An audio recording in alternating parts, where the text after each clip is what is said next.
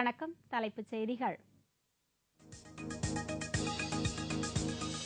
உத்தரப்பிரதேசத்தில் முலாயம் சிங் புதிய முதல்வராகிறார்.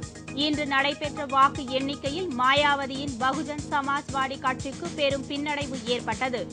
மூன்றாவது இடத்திற்கு பாஜக மற்றும் காங்கிரஸ் கட்சிகளுக்கு இடையே கடும் போட்டி நிலவுகிறது. உத்தரப்பிரதேசம், கோவா, மணிப்பூர், பஞ்சாப் மற்றும் உத்தரகாண்ட் ஆகிய 5 மாநிலங்களில் நடைபெற்ற சட்டமன்ற தேர்தலில் பதிவான வாக்குகளின் எண்ணிக்கை இன்று நடைபெற்றது. அதில் சமாஜ்வாதி கட்சி தனி பெரும்பான்மை பெற்று வெற்றி பெற்றதை அடுத்து உத்தரப்பிரதேசத்தில் சமாஜ்வாதி கட்சி ஆட்சி பொறுப்பேற்க உள்ளது.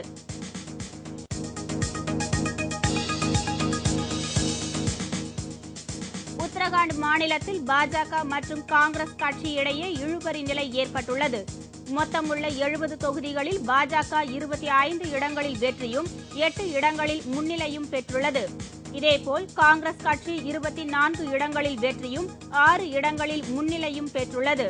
இதனால் எந்த கட்சி அங்கு ஆட்சி அமைக்கப் போகிறது என்பதில் இழுபறி நிலை எழுந்துள்ளது.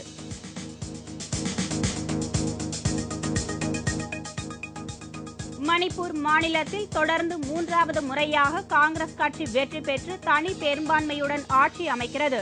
2 முறை ஏற்கனவே வெற்றி பெற்று மாநில முதலமைச்சராக இருந்த இபோபி சிங் 3வது முறை முதலமைச்சராக பதவியேற்க உள்ளார்.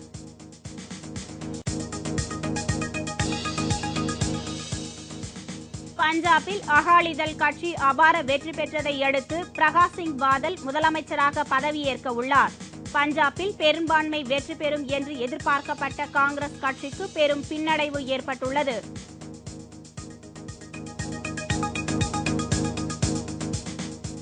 கோவாவில் மொத்தமுள்ள 40 தொகுதிகளில் பாஜக பெரும்பான்மை இடத்தை கைப்பற்றி ஆட்சி அமைக்க உள்ளது. இங்கு காங்கிரஸ் கட்சிக்கு பெரும் பின்னடைவே ஏற்பட்டுள்ளது.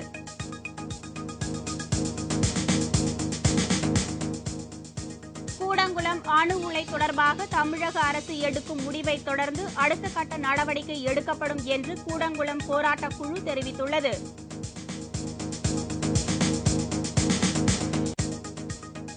குடியரசுத் தலைவர் பிரதீபா பாட்டீலின் பதவிக்காலம் இந்த ஆண்டு முடிவடைவதையொட்டி புதிய குடியரசுத் தலைவரை தேர்ந்தெடுக்கும் தேர்தல் தேதி அறிவிக்கப்பட்டுள்ளது.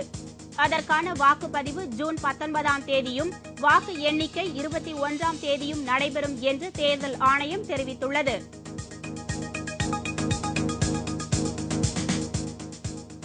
அடிப்படை தகுதியற்ற மருத்துவக் கல்லூரிகளுக்கு அனுமதி அளிக்கப்பட்ட விவகாரத்தில் முன்னாள் மத்திய சுகாதாரத்துறை அமைச்சர் அன்புமணி ராமதாஸ் மீது சிபிஐ குற்றப்பத்திரிகை தாக்கல் செய்யக்கூடும் என்று எதிர்பார்க்கப்படுகிறது.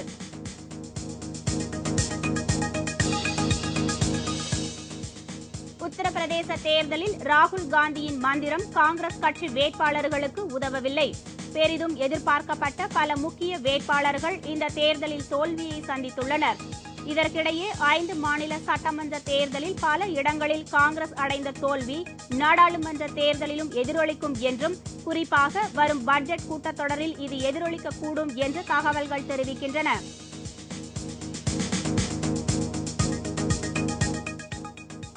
எல்பிஜி டேங்கர் லாரி உரிமையாளர்களின் வேலை நிறுத்தம் தீவிரமடைந்ததை அடுத்து எரிவாயு சிலிண்டர்களுக்கு கடும் தட்டுப்பாடு எழுந்துள்ளது.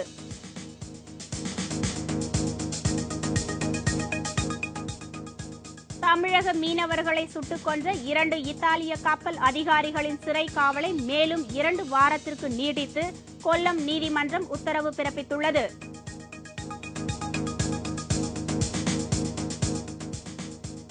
இந்தியா இந்த ஆண்டு தானிய உணவு உற்பத்தியில் மிகப்பெரிய சாதனை நிகழ்த்தியுள்ளதாக மத்திய விவசாயத்துறை அமைச்சர் சரத் பவார் தெரிவித்துள்ளார்.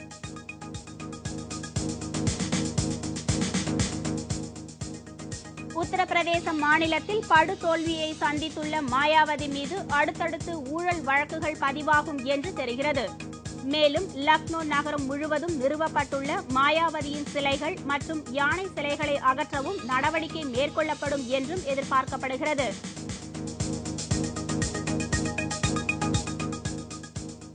தமிழகத்தில் நிலவி வரும் தொடர் மின்வெட்டால் பொதுமக்கள், மாணவர்கள், விவசாயிகள் ஆகியோர் கடுமையாக பாதிக்கப்பட்டுள்ளனர். மேலும் தொழிற்சாலைகளில் ஒருநாள் மின் விடுமுறை அளிக்கப்பட்டுள்ளதால் பல கோடி ரூபாய் உற்பத்தி பாதிக்கப்பட்டுள்ளதாக அதன் உரிமையாளர்கள் வேதனை தெரிவித்துள்ளனர். இதற்கிடையே நள்ளிரவில் நிலவி வரும் மின்வெட்டை பயன்படுத்தி மர்ம நபர்கள் கொள்ளை சம்பவங்களில் ஈடுபட்டு வருகின்றனர். எனவே இரவு நேரங்களில் காவல்துறையினர் ரோந்து பணியில் ஈடுபட்டு கொள்ளை சம்பவங்களை தடுக்க நடவடிக்கை எடுக்க வேண்டும் என்று பொதுமக்கள் கோரிக்கை விடுத்துள்ளனர்.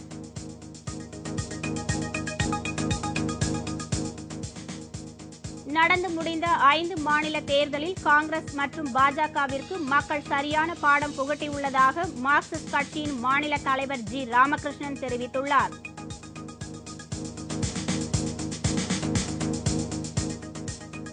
இலங்கை அதிபர் ராஜபக்சேவை இன ஒழிப்பு போர் குற்றவாளியாக அறிவிக்க கோரி தமிழகம் முழுவதும் இந்திய கம்யூனிஸ்ட் கட்சி சார்பில் உண்ணாவிரத போராட்டம் நடைபெற்றது. திருச்சியில் நடந்த போராட்டத்தில் இந்திய கம்யூனிஸ்ட் கட்சியின் மத்திய கட்டுப்பாட்டு குழு தலைவர் நல்லக்கண்ணு கலந்து கொண்டார்.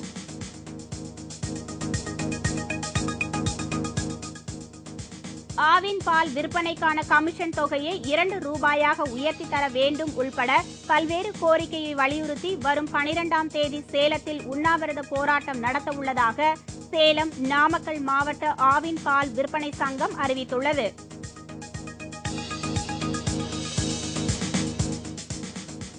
திருச்செந்தூர் சுப்பிரமணிய சுவாமி கோவிலில் மாசி திருவிழாவையொட்டி இன்று காலை தேரோட்டம் நடைபெற்றது. ஆயிரக்கணக்கான பக்தர்கள் வடம் பிடித்து தேர் இழுத்தனர். இதேபோல் விருதாச்சலம் பழமலைநாதர் மற்றும் தென்காசி காசி விஸ்வநாதர் கோவிலில் தேரோட்டம் மிக சிறப்பாக நடைபெற்றது.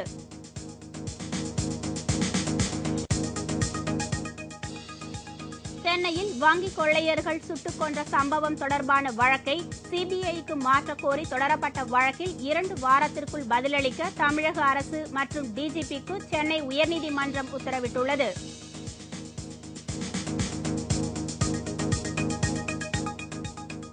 திருப்பூரில் உரிய ஆவணமின்றி குடியிருக்கும் வெளி மாநிலத்தவர்களுக்கு 144 தடை ஆணை பிறப்பிக்கப்பட்டுள்ளது. மேலும் வீட்டில் வசிப்பவர்கள் பற்றிய தகவல் தராத வீட்டு உரிமையாளர்கள் மீது 188 தடை சட்டம் பாயும் என்று காவல்துறை எச்சரித்துள்ளது.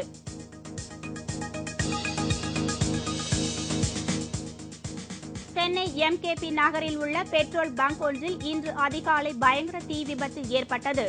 இந்த பெட்ரோல் பங்கில் இதுபோல் பலமுறை விபத்து ஏற்பட்டுள்ளதால் பாதுகாப்பு கருதி பங்கை மூட வேண்டும் என வலியுறுத்தி பொதுமக்கள் ஆர்ப்பாட்டத்தில் ஈடுபட்டனர். இதனால் அந்த இடத்தில் சிறிது நேரம் பரபரப்பு ஏற்பட்டது.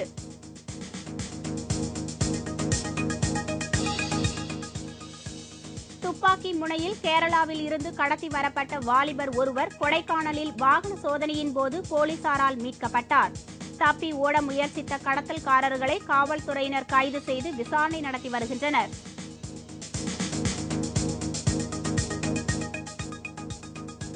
ராயபுரத்தில் உள்ள காசிமேடு மீன்பிடி துறைமுகத்தை சர்வதேச உலகத்தரம் வாய்ந்த மீன்பிடிக்கும் துறைமுகமாக மாற்றும் பணி மிகவும் மந்தமாக நடப்பதாக அப்பகுதி மீனவர்கள் குற்றம் சாட்டியுள்ளனர்.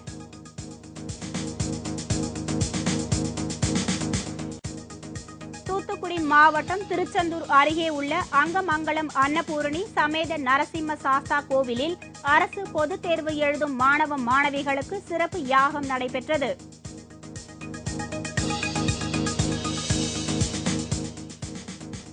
ஓசூர் மாவட்டம் தேன்கனிக்கோட்டையில் உள்ள மாவட்ட உரிமையியல் நீதிமன்றத்தை புதிய கட்டிடத்திற்கு மாற்றக் கோரி தேன்கனிக்கோட்டை நீதிமன்ற வழக்கறிஞர்கள் நீதிமன்ற புறக்கணிப்பில் ஈடுபட்டுள்ளனர்.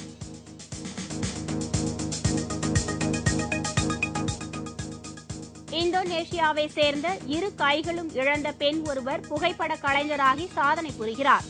சொந்தமாக ஸ்டுடியோ ஒன்றும் நடத்தும் அளவுக்கு வாழ்க்கையில் முன்னேறி அனைவரையும் பிரமிப்பில் ஆழ்த்தியுள்ளார்.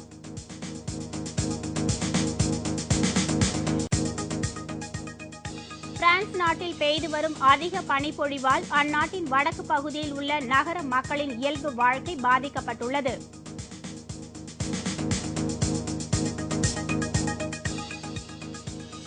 ஆஸ்திரேலியாவில் பெய்து வரும் கனமழையால் அங்குள்ள ஆறுகளில் வெள்ளப்பெருக்கு ஏற்பட்டுள்ளது. ஏராளமான விவசாய நிலங்கள் வெள்ள நீரில் மூழ்கியுள்ளன.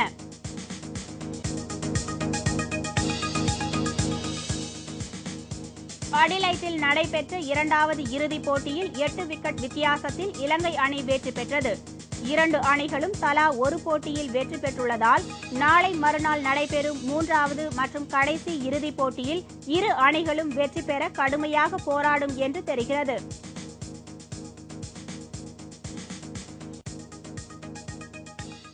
இத்துடன் தலைப்புச் செய்திகள் நிறைவடைகின்றன. விரிவான செய்திகள் இரவு 8 மணிக்கு. வணக்கம்.